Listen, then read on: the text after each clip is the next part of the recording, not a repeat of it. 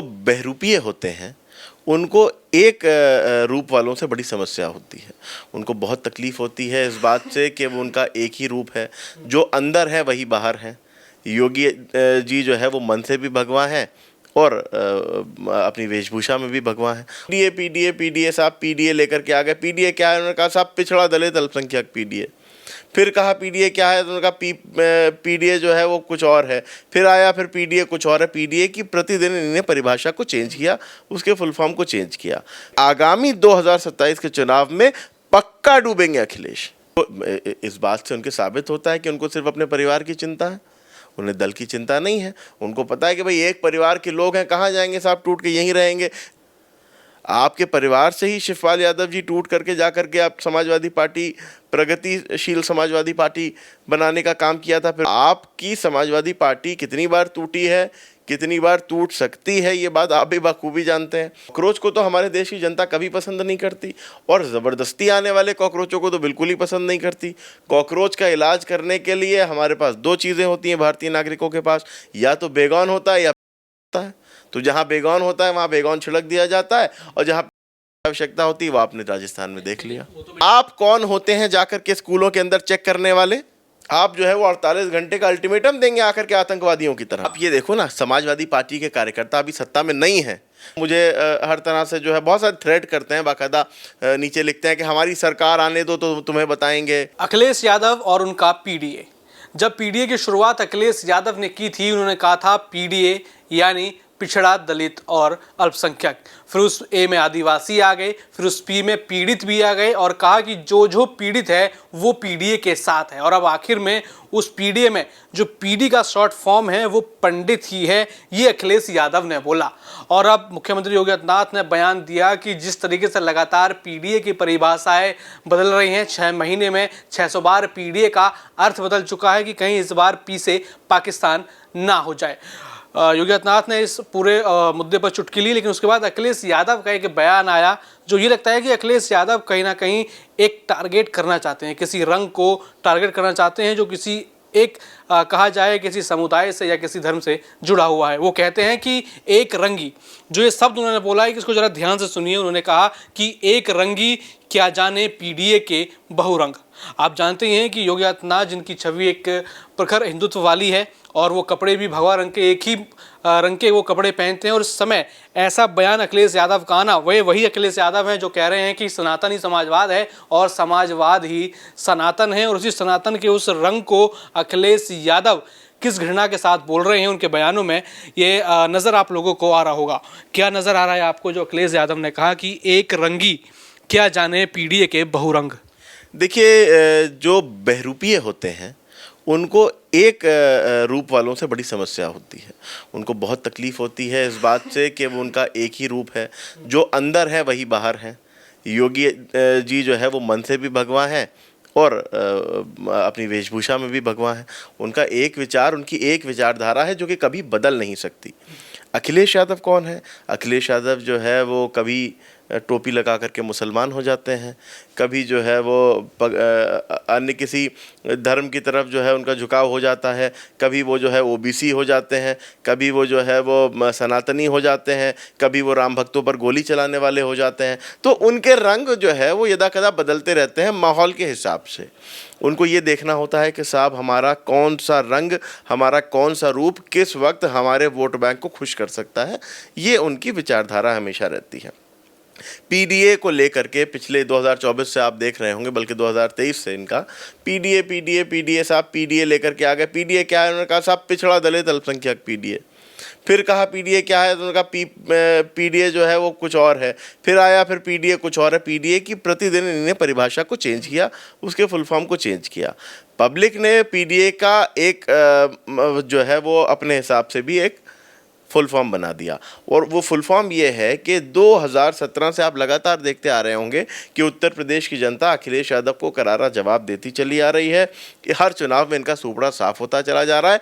इन्हीं ने मुलायम सिंह यादव जी की बनाई हुई समाजवादी पार्टी को डुबो दिया, और इस हद तक डुबो दिया कि वो दल जो कभी उत्तर प्रदेश में पूर्ण बहुमत से सत्ता में हुआ करता था, आज वो विपक्ष में बैठने के भी लायक नहीं बचा। तो इस हद तक समाजवादी पार्टी को डुबाया। तो अब उत्तर प्रदेश की जनता ने भी पीडीए का एक फुल फॉर्म ये निकाल लिया कि आगामी 2027 के चुनाव में पक्का डूबेंगे अखिलेश, पक्का डूबेंगे, पूरी समाजवादी पार्टी को डुबाने का काम करेंगे। और मैं लगातार इस बात को कहता हूं, 2027 के चुनाव में उत्तर प्रदेश की जनता कमर कस के बैठी है, समाजवादी पार्टी को 20 सीट के अंदर सिमट के रख देगी और प्रचंड बहुमत से पुनः योगी आदित्यनाथ जी उत्तर प्रदेश की सत्ता में आने जा रहे हैं, उत्तर प्रदेश के मुख्यमंत्री बनने जा रहे हैं। पीडीए को लेकर के अलग अलग तरह के बयान तो ये देते रहे हैं। इन्हीं ने कहा कि साहब एक रंग वाला क्या जाने, तो मैंने बताया कि साहब बहरूपिये को हमेशा एक रंग से समस्या है, और विशेष एक रंग विशेष से तो अखिलेश यादव को और उनके परिवार को हमेशा से समस्या है। आज से पहले भी जो है वो डिम्पल यादव जंग के रंग से जो है वो एक रंग विशेष को मिला चुकी हैं। अखिलेश यादव जी जो है हमेशा, और उनके परम चहीते आज़म खान साहब तो हमेशा इस रंग का अपमान करते रहे हैं। आज जो ये नारा देते हैं कि सनातन ही समाजवाद है, समाजवाद ही सनातन है, वो कौन सा सनातन है भैया कि जो लगातार जो है वो सनातन का अपमान करता चला आया।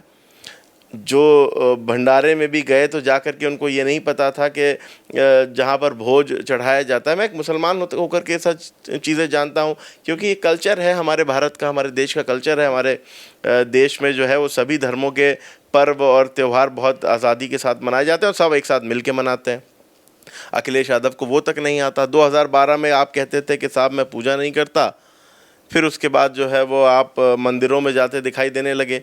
तो ये सारे आपके बदलाव हैं, और आपका सनातन कौन सा सनातन है ये तो आप ही बता सकते हैं, क्योंकि आपका समाजवाद ही हम आज तक नहीं समझ पाए, तो आपका सनातन क्या समझेंगे।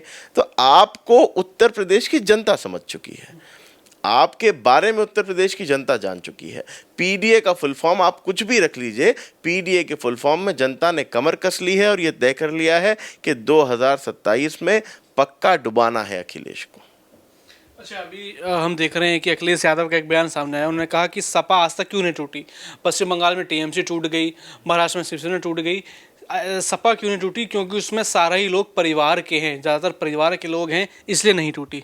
नहीं तो उनको इस बात से उनके साबित होता है कि उनको सिर्फ अपने परिवार की चिंता है, उन्हें दल की चिंता नहीं है। उनको पता है कि भाई एक परिवार के लोग हैं, कहाँ जाएंगे साहब, टूट के यहीं रहेंगे। लेकिन ये वही उत्तर प्रदेश है जिस उत्तर प्रदेश ने आपके सरकार में रहते हुए, मुख्यमंत्री रहते हुए, आपकी पार्टी की कार्यकारिणी की बैठक में, मंच में आपके परिवार को ही आपसी धक्का मुक्की करते देखा है। आपके परिवार से ही शिवपाल यादव जी टूट करके जा करके आप समाजवादी पार्टी, प्रगतिशील समाजवादी पार्टी बनाने का काम किया था, फिर उसको ख़त्म कर लिया। फिर जब आपकी उनकी बहू ने इस बात की गारंटी ली बाकायदा मीडिया के सामने, तब उस गारंटी के बिना पर वो जा कर के दोबारा समाजवादी पार्टी में शामिल हुए। तो आपकी समाजवादी पार्टी कितनी बार टूटी है, कितनी बार टूट सकती है, ये बात आप भी बखूबी जानते हैं। दूसरी बात ये कि उत्तर प्रदेश की जनता इस बात को देखती है कि एक तरफ भारतीय जनता पार्टी है जहां पर बूथ स्तर पे काम करने वाला एक नेता प्रदेश का अध्यक्ष या राष्ट्र का अध्यक्ष बनने के सपने देख सकता है, या देश का प्रधानमंत्री या मुख्यमंत्री प्रदेश का या कैबिनेट का मंत्री या विधायक सांसद बनने का सपना देख सकता है, जिसको इस बात का पता है कि हमारे पास अधिकार है, हम टिकट की मांग कर सकते हैं। और दूसरी तरफ समाजवादी पार्टी को देखती है कि जहाँ पर टिकट बंटने के बाद पहले परिवार को बांट दिया जाएगा, बाद में कुछ बचेगा तो कार्यकर्ताओं को भीख दी जाएगी, वरना कार्यकर्ताओं के लिए बंदूक के बट तो हैं ही जो अपने सुरक्षा कर्मियों।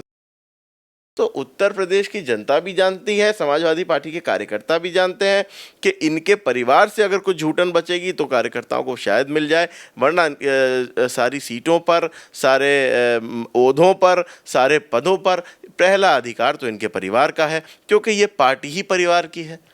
इनके पीडीए के जहाँ इतने फुल फॉर्म है, वहाँ एक फुल फॉर्म इनका पीडीए का ये भी सुनने में कि आता है कि समाजवादी पार्टी का पीडीए है परिवार डिम्पल और अखिलेश का। इसके अलावा तो मुझे नहीं लगता। और उत्तर प्रदेश की जनता कमर कस के आपके लिए तैयार बैठी है। 2017 में जो हाल आपका हुआ था, 2027 में उससे भी बुरा हाल आपका होने जा रहा है। 20 सीट के अंदर समाजवादी पार्टी सिमट करके रह जाएगी। कोई एक्सपेरिमेंट अखिलेश यादव का काम नहीं आने वाला, क्योंकि अखिलेश यादव की असलियत को उत्तर प्रदेश की जनता इन गत 8-9 वर्षों में बाखूबी जान चुकी है। अच्छा, पीडीए में पिछड़ा दलित अल्पसंख्यक जो शुरुआत में जो परिभाषा थी, अल्पसंख्यक भी तो उसमें आता है, तो लगेगा कि अल्पसंख्यक समाज से आप हैं तो अल्पसंख्यक के ऊपर ध्यान अखिलेश यादव रख रहे हैं? नहीं, अल्पसंख्यक के ऊपर अखिलेश यादव को अगर ध्यान होता तो अल्पसंख्यकों की यह हालत थोड़ी ना होती।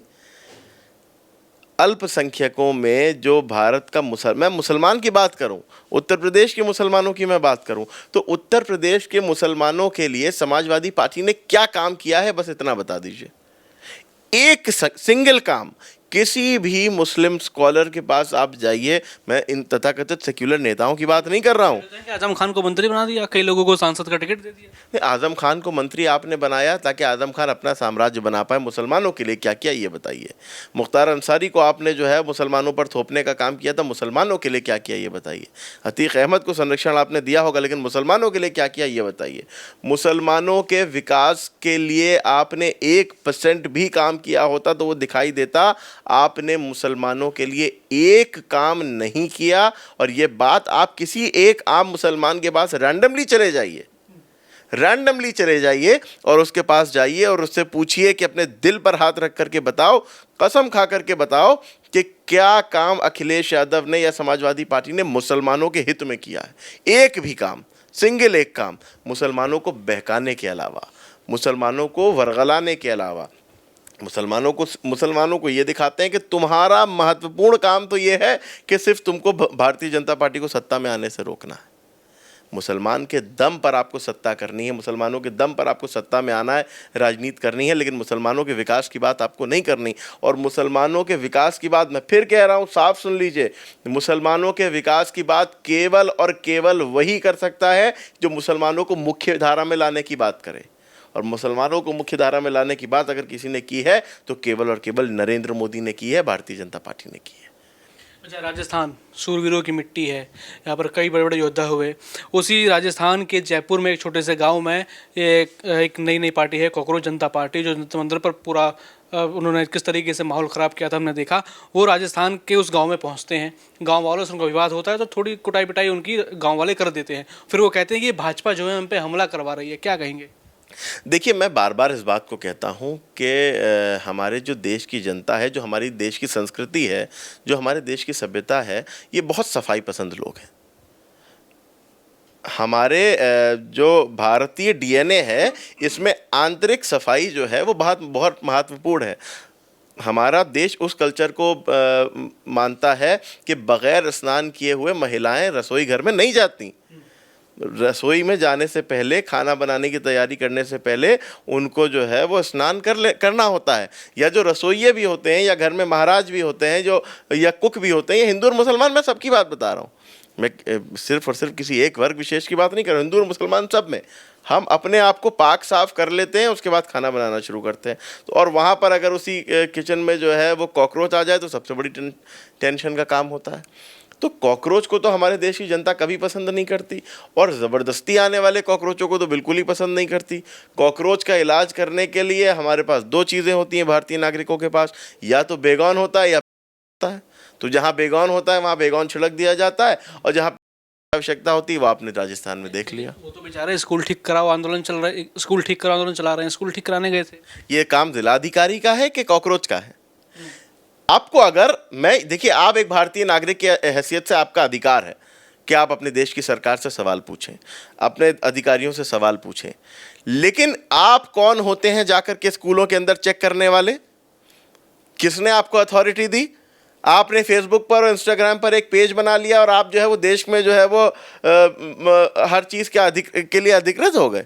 आपको अगर कोई समस्या थी, स्कूल की कोई शिकायत थी, तो आप उस चैनल को फॉलो कीजिए। आप जाते जिलाधिकारी के पास शिकायत करते, आप जाते जिलाधिकारी जाता जांच करने के लिए, बेसिक शिक्षा अधिकारी जाता जांच करने के लिए, वहाँ का जो जनप्रतिनिधि है वो जाता जांच करने के लिए, वहाँ के मीडिया के बंधु जाते जांच करने के लिए, वहाँ का एडमिनिस्ट्रेशन जाता जांच करने के लिए, तो माना जाता। आप वहाँ पर जाकर के केवल और केवल राजनीति चमकाने के लिए और अपने आकाओं के कहने पे, जिनके बदौलत आप बैठे हुए हो, जिन्होंने आपको ट्रेन करके भेजा है, जिन कॉकरोचों को ट्रेनिंग दे करके भेजा गया है, ये केवल और केवल कांग्रेस और आम आदमी पार्टी जैसे दलों का काम है।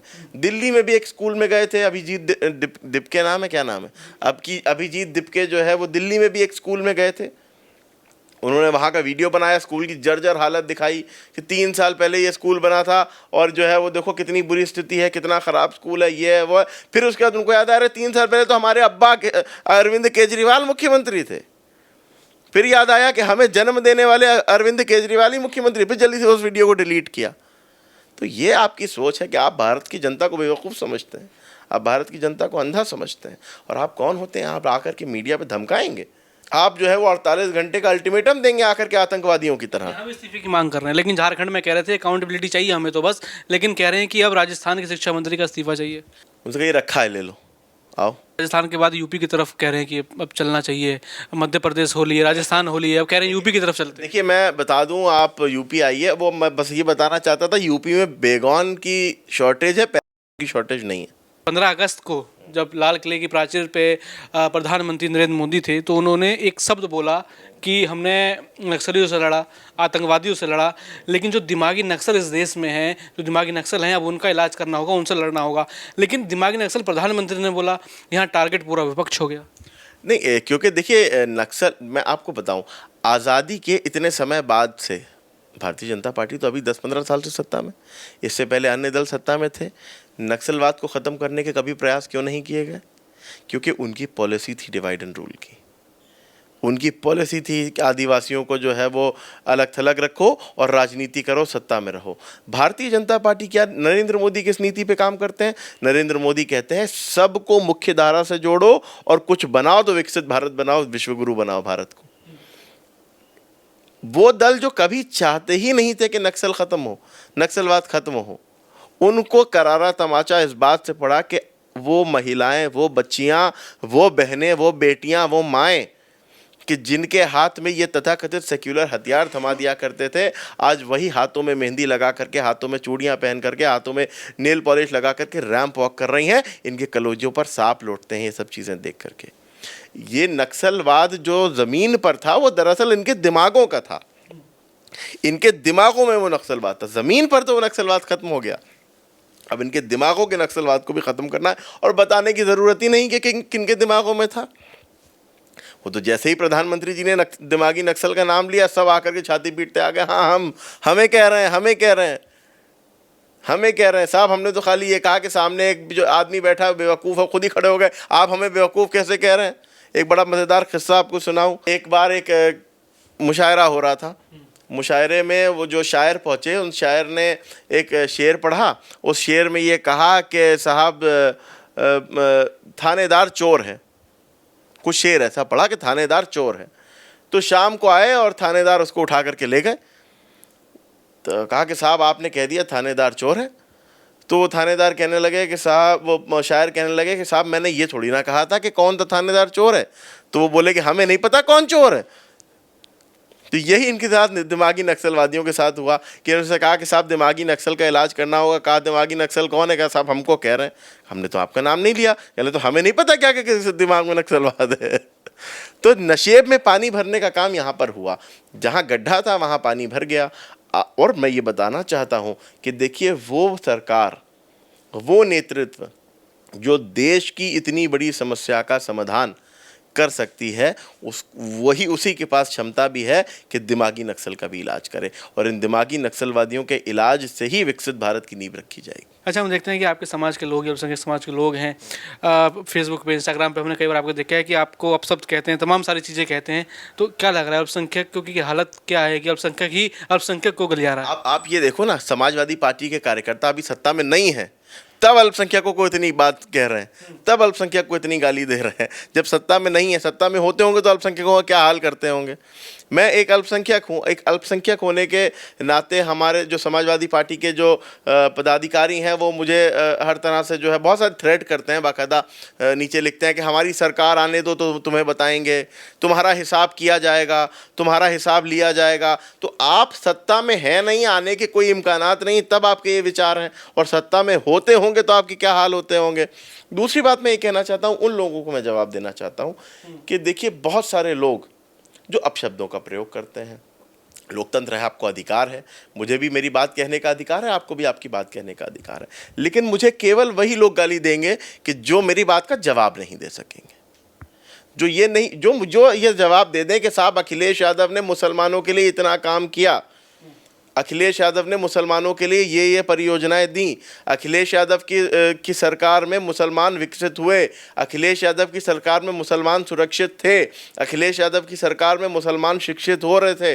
अखिलेश यादव सरकार में मुसलमान जो है वो रोजगार से जुड़े हुए थे। अखिलेश यादव की सरकार में वक्फ बोर्ड के घोटाले नहीं हुए। अखिलेश यादव की सरकार में जो है वो वक्फ को लूटा नहीं गया। अखिलेश यादव की सरकार में माफियाओं को संरक्षण नहीं दिया।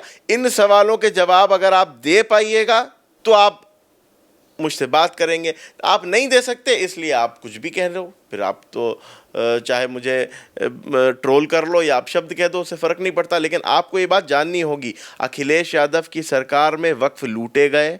अखिलेश यादव की सरकार में मुसलमानों पर अत्याचार हुए। अखिलेश यादव की सरकार में मुसलमान असुरक्षित थे। अखिलेश यादव की सरकार में मुस्लिम बहनें सुरक्षित नहीं थीं क्योंकि उनके गुंडे मदरसों से लड़कियों को उठा करके ले जाते थे।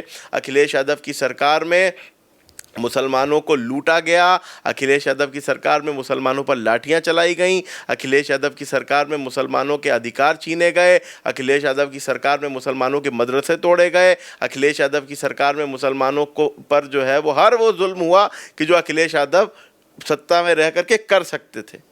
हर वो जुल्म मुसलमानों पर किया और मुसलमानों के नेता होने का भी सर्टिफिकेट उन्हीं को चाहिए है। तो मुझे लगता है कि वो बेवकूफ़ होगा मुसलमान कि जो इतनी सारी चीज़ें होने के बावजूद अखिलेश यादव को अपना नेता माने। और मैं आज की जो नई जनरेशन है, जो अभी 20 साल 25 साल के बच्चे हैं, मैं उनसे बात कहना चाहता हूँ, अपने छोटे भाइयों को ये बोलना चाहता हूँ कि आपने शायद वो दौर नहीं देखा। अपने बुज़ुर्गों से पूछिएगा कि 2012 बहुत पीछे जाने की तो ज़रूरत ही नहीं है। 2012 से 2017 में अखिलेश यादव का कार्यकाल उठा करके देख लीजिएगा और मुस्लिमों के उत्पीड़न की बात कर लीजिएगा। आज आपसे कहा जाता है कि साहब नरेंद्र मोदी जो है वो मुसलमानों का दुश्मन है। क्यों है मुसलमानों का दुश्मन?